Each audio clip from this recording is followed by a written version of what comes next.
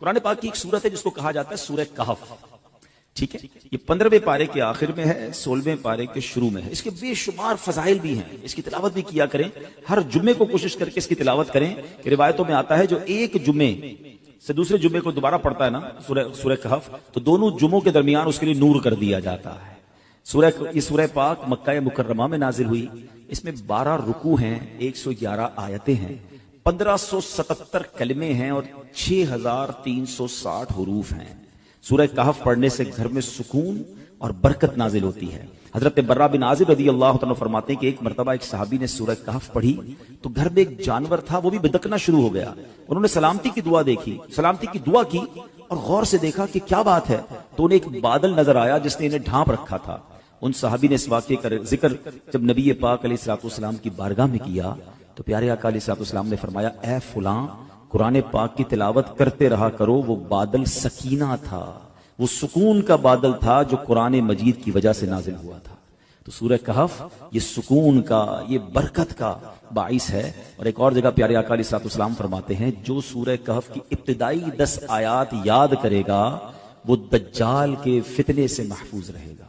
اچھا, اس صورت میں تلاوت کے فضائل تو اپنے ہیں. اس صورت سے ایک ہی صورت میں 3 کمال کے واقعات ہیں. ایک تو وہی کہف, غار, کہف کہتے ہیں غار کو, غار والا واقعہ ہے.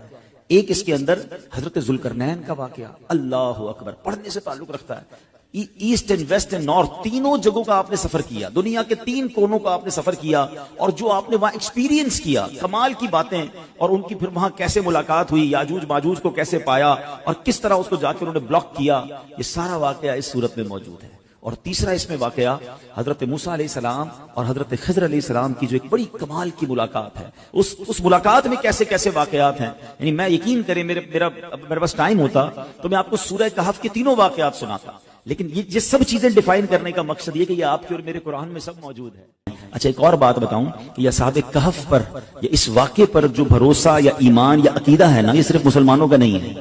یہ دیگر مذاہب کی کتابوں میں بھی 7 سلیپرز کہلاتے ہیں, 7 سونے والے.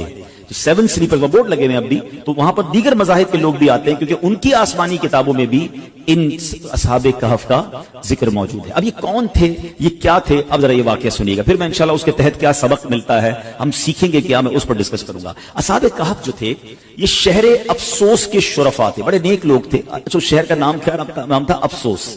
اور جو بادشاہ تھا اس کے معزز درباری بھی تھے, مگر یہ لوگ صاحب ایمان تھے, یہ بت پرستی سے بیزار تھے, یہ اللہ وحدہ لا شریک کو اپنا رب مانتے تھے. اچھا, وہاں پر جو بادشاہ تھا وہ بڑا ظالم بھی تھا اور بت پرستی کے لیے بڑا انفسائز کرتا تھا. جو بت پرستی نہیں کرتا تھا اس کو قتل کر دیتا تھا.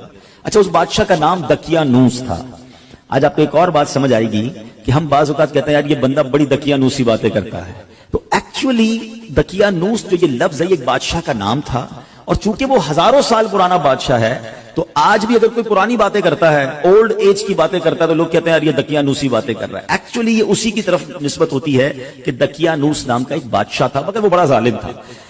تو یہ لوگ جب دیکھا کہ یہ ہر مسلمان کو مار رہے ہیں, ہر ایمان والے کو مار رہے ہیں اور بت پرستی کے لیے ظلم کر رہے ہیں, تو ان 7 لوگوں نے کیا پلان کیا کہ ہم بادشاہ کے ظلم و ستم سے چھٹکارا پا کر شہر سے باہر چلے جاتے ہیں. وہ باہر گئے اور جا کر ایک ویرانے میں ایک غار میں جا کر انہوں نے پناہ لی. اس زمانے میں ہوٹل اور یہ بلڈنگیں تو ہوتی نہیں تھی, ہزاروں سال پرانی بات ہے. تو بہرحال اب یہ غار میں گئے اور وہاں پر جا کر آرام کیا, تھکے ہوئے تھے تو سو گئے.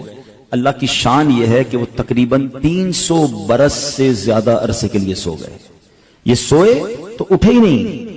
اللہ اکبر. اچھا, ادھر حالات بدلتے رہے. بادشاہ کو جب پتا چلا کہ یہ لوگ غار کے اندر ہیں اور یہ مجھ سے چھپ کر گئے ہیں, بڑا ناراض ہوا اور اس نے اپنے ایک بندے کو بھیجا کہ جاؤ اس غار پر ایک دیوار بنا کے اس کو بند کر دو, یہ اندر ہی بھوکے پیاسے مر جائیں. جس بندے کو یہ آرڈر دیا گیا تھا نا وہ تھوڑا سا خدا ترس آدمی تھا. اس نے کیا کیا کہ ان 7 اصحاب کہف کے نام لکھے, پوری بات لکھی کہ یہ لوگ ایمان والے ہیں, بادشاہ کے ظلم سے جا کر اندر چھپے ہیں, اور ان کا یہ واقعہ ہے. ایک تختی لکھی, ایک صندوق کے اندر اس غار کے ساتھ دیوار میں اسے دفن کیا اور ایک دیوار کھڑی کر دی. حکم تو تھا بادشاہ کا. اب باہر والے لوگ یہ سمجھے کہ یہ بھوکے پیاسے اندر مر گئے. بہرحال ادھر بادشاہ کا انتقال ہوا, پھر دوسرا بادشاہ آیا, تیسرا بادشاہ, دور بدلتا گیا. اور یہاں جناب یہ سوئے ہوئے ہیں. آفٹر 300 years کیا ہوا کہ ایک اور بادشاہ آیا جس کا نام تھا بیدروس. وہ بڑا نیک دل بادشاہ تھا, ایمان والا بادشاہ تھا, اللہ پر ایمان لاتا تھا. مگر اس کے دور میں ایک عجیب و غریب فتنہ کھڑا ہوا. کچھ لوگوں نے یہ معاذ اللہ کہتے ہیں کہ شک پیدا کرنا شروع کر دیا, کمپلین کرنا شروع کر دی, آرگیومنٹ شروع کر دیا کہ مرنے کے بعد اللہ دوبارہ پیدا نہیں کر سکتا, یعنی مرنے کے بعد دوبارہ کوئی زندگی نہیں ہے. اب بادشاہ بڑا نیک دل آدمی, سمجھاتا لوگوں کو, لوگ اس کی بات کم سنتے, اس فتنے کی بات زیادہ سننے لگے. تو بادشاہ تہجد کی نماز میں رو رو کے اللہ سے دعا کرتا کہ میرے مولا کوئی ایسی نشانی عطا کر دے, کوئی ایسا اشارہ عطا کر دے کہ ان لوگوں کو سمجھ آ جائے کہ تو مرنے کے بعد دوبارہ زندہ کیسے کرے گا. اللہ کی شان دیکھیں, اس بادشاہ کے وہم و گمان میں بھی نہیں ہے کہ کوئی غار ہے اس کے شہر کے قریب جہاں کچھ لوگ سوئے ہوئے ہیں. سینکڑوں سال گزر گئے نا. اب اللہ کی شان دیکھیں, اس بادشاہ کی وہ گریہ بازاری, وہ دعائیں کیسی رنگ لائیں کہ ایک چرواہا جو تھا بکریاں چراتے چراتے اس غار کے قریب پہنچا. اب قریب پہنچا تو دیوار 300 سال پرانی ہو گئی تھی, تو دیوار دھڑام سے گری. جیسی غار کے اندر اس نے دیکھا تو وہ گھبرا کر دوڑ پڑا. اچھا, یہاں جیسی دیوار گری تو ان بندوں میں سے وہ 7 افراد اٹھ گئے. اچھا, وہ اٹھے تو وہ سمجھے ہم 2 4 6 گھنٹے 8 گھنٹے سو کر اٹھے, ٹھیک ہے نا. انہوں نے نماز وغیرہ پڑھی, اب کم بھوک لگ رہی ہے. تو ایک ساتھی کو کہا ذرا جانا باہر اور دیکھ بھال کر بادشاہ دقیانوس کے سپاہی کہیں پکڑ نہ لیں, کھانا لے کر آ گئے. وہ بندہ چھپتے چھپاتے بازار گیا تو سارے بازار کا ماحول ہی الگ, عمارتیں الگ. بہرحال اتنا اس کو خیال نہیں آیا. اس نے جا کر ایک دکاندار نان بھائی جو روٹی بیچنے والا تھا, اس نے پیسے دیے کہ مجھے کچھ روٹیاں چاہیے.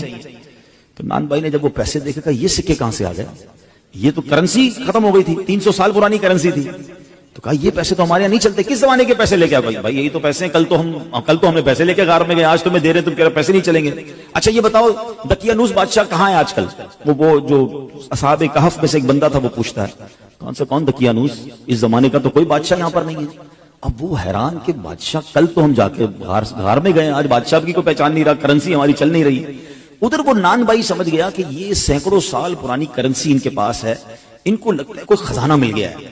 تو انہوں نے پکڑ کر اس بندے کو جو اصحاب کہف میں سے تھے پولیس والوں کے یا حکام کے حوالے کر دیا. وہ حکام انہیں بادشاہ کے پاس لے گئے. بادشاہ کو جب یہ سارا واقعہ پتا چلا, اس نے کہا ہم تو دقیانوس بادشاہ کے زمانے کے لوگ ہیں, ہم تو سوئے اٹھے تو آپ بتا رہے ہیں کہ وہ بادشاہ بھی نہیں ہے, پیسے بھی یہ نہیں چل رہے, یہ زمانہ کون سا ہے؟ تو بادشاہ نے معلوم کیا تو پتا چلا کہ یہ 300 سال پرانی بات کر رہے ہیں. یہ کیسے پاسبل ہے کہ بندہ بھی جوان ہے, بوڑھا بھی نہیں ہوا, اور 300 سال پرانی بات کر رہا ہے. کہ میں اکیلا نہیں ہوں, 7 6 اور بھی ہیں. کدھر ایک غار میں ہے. چلو اب بادشاہ نے پورا لشکر لیا. یقین تو بادشاہ کو بھی نہیں آ رہا تھا کہ یہ ہو کیا رہا ہے. اب پورے لشکر کو لے کر جب وہ غار کے قریب پہنچے تو ادھر جو غار میں لوگ تھے وہ سمجھ گئے کہ دقیانوس بادشاہ کے بندے آ گئے ہیں, ہمارا بندہ پکڑا گیا ہے, اب ہماری خیر نہیں ہے. وہ سجدے میں چلے گئے, وہ دعائیں کرنے لگے, استغفار پڑھنے لگے. مگر جب سپاہی آئے تو سپاہی بھی کوئی اور, بادشاہ بھی کوئی اور. کسی کو یقین نہ آئے ان کی باتیں. اب وہ تختی کام آئی. اب جب دیوار کھودی گئی تو وہ تختی نکلی اندر سے, جو 300 سال پہلے دقیانوس بادشاہ کے بندے نے, اس کے ملازم نے لکھ کر رکھی تھی کہ ان 7 بندوں کے نام یہ ہیں, اور یہ دقیانوس بادشاہ کے خوف سے جا کر اندر سوئے ہیں, اور یہ ایمان والے ہیں. اللہ اکبر. جب بادشاہ کو یہ پتا چلا نا, پہلے تو وہ گیا سجدہ شکر میں کہ اللہ تو نے میری پکار سن لی, ایسی نشانی بتا دی کہ بندہ مرنے کے بعد کیسے جیے گا. تو نے تو جیتے جی ہمیں دکھا دیا کہ تو چاہے تو 300 سال تک کوئی سویا رہے, نہ اس کا بال بیکا ہو, نہ بال سفید ہو, نہ باڈی گلے, اور میرے رب تو نے انہیں پھر زندہ کر دیا. اب جناب پورا شہر آیا, سارے لوگ آئے جو بے ایمان ہو گئے تھے, جو اللہ کی قدرت کے انکاری ہو گئے تھے, سب کلمہ پڑھنے لگے, سب اللہ کی وحدانیت پر یقین لائے. سبحان اللہ. اب یہ جو اصحاب کہف تھے, سبحان اللہ, یہ لوگ جو تھے جب انہوں نے دیکھا کہ اب ماشاءاللہ سب لوگ ایمان لے آئے ہیں اور یہ کام سارا ہو گیا ہے, تو پھر انہوں نے کہا کہ اے بادشاہ ہم اللہ کے تمہیں سپرد کرتے ہیں, تمہارا کام ہو گیا. یہ پھر غار کے اندر گئے اور پھر سو گئے, اور اللہ نے اسی حالت میں انہیں وفات دی. بادشاہ بیدروس نے سال کی لکڑی کا صندوق بنوا کر اصحاب کہف کی مقدس لاشوں کو ان میں رکھوا دیا.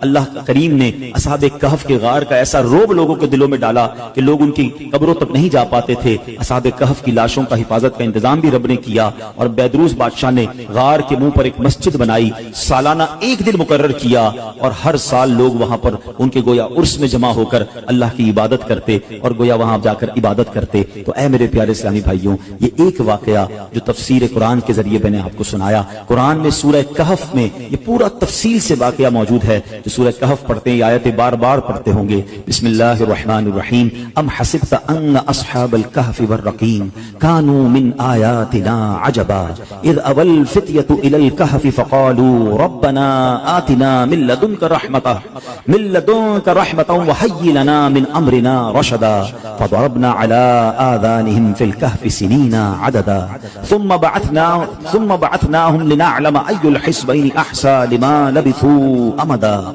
نحن نقص عليك نبأهم بالحق إنهم فتية آمنوا بربهم وزدناهم هدى. کیا تمہیں معلوم ہوا، ترجمہ کنز الایمان سنیں، کیا تمہیں معلوم ہوا کہ پہاڑ کی کھو اور جنگل کے کنارے والے ہماری ایک عجیب نشانی تھے. جب ان جوانوں نے غار میں پناہ لی پھر بولے اے ہمارے رب ہمیں اپنے پاس سے رحمت دے اور ہمارے کام میں ہمارے لیے راہ یابی کے سامان کر، تو ہم نے اس غار میں ان کے کانوں پر گنتی کی کئی برس تھپکا. پھر ہم نے انہیں جگایا کہ دیکھیں دو گروہ میں کون ان کے ٹھہرنے کی مدت زیادہ ٹھیک بتاتا ہے. ہم ان کا ٹھیک ٹھیک حال تمہیں سنائیں. وہ کچھ جوان تھے کہ اپنے رب پر ایمان لائے اور ہم نے ان کی ہدایت بڑھائی. سبحان اللہ. ان کے ناموں میں بہت اختلاف ہے. حضرت علی کرم اللہ تعالی وجہ الکریم فرماتے ہیں ان کے نام یہ ہیں: یملیخا، مکشکلینا، مشلینا، مرنوش، دبرنوش، شادنوش، اور ساتواں چرواہا تھا جو ان لوگوں کے ساتھ ہو لیا. حضرت علی نے اس کا ذکر نہیں فرمایا. اور ان لوگوں کے کتے کا نام کتمیر تھا اور لوگوں کے شہر کا نام افسوس تھا اور ظالم بادشاہ کا نام دکیانوس تھا. تفسیر ساوی میں کچھ اور نام بھی لکھے ہیں. ان ناموں میں کچھ اختلاف ضرور ہے مگر ان کے ناموں کی برکت کیا ہے. سبحان اللہ. ذرا سنیے گا. حضرت ابن عباس رضی اللہ عنہ سے روایت ہے اصحاب کہف کے ناموں کا تعویذ 9 کاموں کے لیے مفید ہے. بھاگے ہوئے کو بلانے کے لیے اور دشمنوں سے بچ کر بھاگنے کے لیے. کوئی بھاگ گیا اس کو بلانا ہے یا خود دشمنوں سے بچنا ہے اس کے لیے بڑا مفید ہے. آگ بجھانے کے لیے کپڑے پر لکھ کر آگ میں ڈال دیں انشاءاللہ آگ بجھ جائے گی. بچوں کے رونے اور تیسرے دن آنے والے بخار کے لیے. مگر پھر بھی اس واقعے سے ہمیں درس کیا ملتا ہے کہ مرنے کے بعد زندہ ہونا، ہو کر اٹھنا یہ حق ہے. اور اصحاب کہف کے اس واقعے سے گویا رب نے ایک اور قدرت کا نظارہ ہمیں دکھایا. سبحان اللہ. اور ایک اور بڑی پیاری بات پتہ چلی کہ جب بندہ اپنے ایمان کو بچا کر، اپنے دین کو بچا کر، اپنے آپ کو گناہوں سے بچا کر کسی سفر پر نکل جاتا ہے، کسی جگہ ہجرت کر جاتا ہے، وطن چھوڑتا ہے، پھر اللہ اس کی غیب سے مدد فرماتا ہے. اور ایسی مدد فرماتا ہے کہ عقل بھی کام نہیں کرتی. دیکھیں نا 300 سال غار میں اللہ نے حفاظت کی کیونکہ ایمان کی فکر تھی. کہ آج کے دور میں ہمیں ایمان بچانے کی فکر ہے؟ ہم تو بے ایمانوں کی دوستی میں بھی خوش ہیں. لوگ کہتے ہیں کوئی بات نہیں، میرا ایک دوست ہے بد مذہب ہے مگر میں پکا ہوں، میں بیٹھتا ہوں اس کے ساتھ، میں سنتا ہوں اس کی باتیں، لیکن میں پکا ہوں، میں بیٹھتا ہوں. اللہ اکبر. ہمارے بزرگ وطن چھوڑ گئے، جان تکلیف میں ڈال دی مگر بے ایمانوں کی صحبت میں نہ بیٹھے. ابھی آئے گا نا ماہ رمضان تو کچھ شروع ہو جائیں گے سوشل میڈیا پر. ماہ مفسرین بن جاتا ہے نا، ہر بندہ قرآن کی تفسیر اپنی مرضی سے کر رہا ہوتا ہے، اپنے حساب سے جناب قرآن کھولیں گے. کوئی پینٹ شرٹ پہن کے قرآن سمجھا رہا ہوگا، کوئی داڑھی منڈا قرآن سمجھا رہا ہوگا، کوئی رمضان ٹرانسمیشن کے نام پر آپ کو بے وقوف بنائے گا. لوگ سب کی سنیں گے. اور اللہ کے بندو، یہ ایمان کے بعض اوقات لوگ ڈاکو ہوتے ہیں. ہمیں قرآن سیکھنا ہے مگر عالم دین سے سیکھنا ہے نا، مفسر قرآن سے سیکھنا ہے. ایک صحیح العقیدہ عاشق رسول عالم دین سے سیکھنا ہے کہ ہر کسی سے سیکھنا ہے. لیکن نہیں یار، بس وہ ہر کسی کو سوشل میڈیا کا شوق ہے، میں آج اس کی سن رہا ہوں کل اس کی سن رہا ہوں، پھر پریشان بھی رہتے ہیں. ہمارے پاس آتے بھی ہیں کہ مولانا صاحب یہ میں نے سنا تھا، میں کنفیوز ہوں. بھائی کس سے سنا تھا؟ یار فلاں سے سنا تھا. پہلے اس نے کہاں سے سنا یہ تو پوچھ کے آؤ. کبھی کسی موچی سے کپڑے سلوائے آپ نے کہ یار جوتے بڑے اچھے سیتا ہے، کپڑے بھی اسی سے سلوا لوں؟ آپ کہیں گے نہیں یار، موچی کا کام جوتے سینا، درزی کا کام کپڑے سینا ہے. ڈاکٹر آپ کا یار علاج بڑا اچھا کرتا ہے، آپ کہتے ہیں یار ڈاکٹر علاج بڑا اچھا کرتا ہے، گھر بھی اسی سے بنوا لیتا ہوں، گھر بھی اچھا بنا دے گا. ارے بھائی ڈاکٹر کا کام علاج کرنا ہے، بلڈر کا کام گھر بنانا ہے. دنیا کا ہر کام ہم اس کے ایکسپرٹ سے کرواتے ہیں، سیکھتے ہیں، مگر دین جس کی مرضی ہے وہ سکھائے اور ہم بیٹھ کے سن رہے ہوتے ہیں. نہ کریں ایسا. آپ اصحاب کہف کے اس واقعے سے سمجھو کہ ایمان کی اہمیت کیا ہے. سیدی اعلیٰ حضرت نے 100 سال پہلے سمجھایا. کیا فرمایا؟ سونا جنگل رات اندھیری، چھائی بدلی کالی ہے، سونے والو جاگتے رہیو، چوروں کی رکھوالی ہے. آنکھ سے کاجل صاف چرا لیں، یہاں وہ چور بلا کے ہیں، تیری گٹھڑی تاکی ہے اور تو نے نیند نکالی ہے. اب یہ محاورہ کتنا کمال کا ہے. آنکھ سے کاجل چرانا کیسے؟ کاجل تو آنکھ کے اندر ہی ہوتا ہے. اعلیٰ حضرت کہتے ہیں اتنے شاطر ہیں، اتنے مکار ہیں کہ تمہیں پتہ بھی نہیں چلے گا اور تمہاری آنکھ سے کاجل چرا لیں گے. قرآن کے نام پر تمہارا ایمان چھین لیں گے، تفسیر کے نام پر دین کی بات کرنے آئیں گے اور تمہارا ہی دین لے کے چلے جائیں گے، تمہارے عقیدے میں وسوسے کی سوئی چبو کے چلے جائیں گے. تو یہ سمجھنا ہے کہ میں نے اپنے دین کی، اپنے ایمان کی حفاظت کیسے کرنی ہے.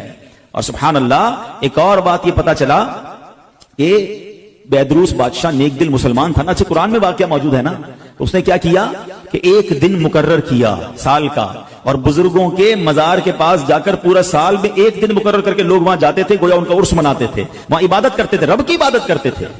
تو پتا چلا کہ آج بھی اگر بزرگان دین کے مزارات پر کوئی سال میں ایک دن مقرر کر کے اللہ کی عبادت وہاں کی جائے اور ان کا عرس منایا جائے, فاتحہ پڑھی جائے, تو اس میں کوئی حرج نہیں ہے. اصحاب کہف کا یہ واقعہ ہی ہمیں یہ سبق دے رہا ہے, قرآن ہمیں یہ بتا رہا ہے. سبحان اللہ. تو بہرحال میرے پیارے اسلامی بھائیوں, یہ ایک واقعہ بیان کرنے کا مقصد یہ تھا کہ قرآن میں کیسے کیسے خزانے موجود ہیں. تو پلیز اس رمضان میں صرف قرآن پاک کی تلاوت نہیں کرنی, قرآن پاک کو انڈرسٹینڈ کرنے کی طرف بھی آئیں. اللہ کی رحمت سے دعوت اسلامی کے ماحول میں ہمیں تفسیر قرآن صراط الجنان بڑی آسان اردو زبان میں دے دی گئی ہے. اس کو پڑھیں, پڑھ نہیں سکتے تو اس کی آڈیو جاری کر دی گئی ہے, سننا شروع کر دیں. آپ دیکھتے ہوں گے دعوت اسلامی والے تو پورا سال ہی فجر کی نماز کے بعد مسجدوں میں تفسیر قرآن کچھ ایک دو صفحے پڑھ کے سناتے ہیں. کیوں؟ تاکہ روز کچھ نہ کچھ قرآن جو ہے وہ ہمارے دل میں اتر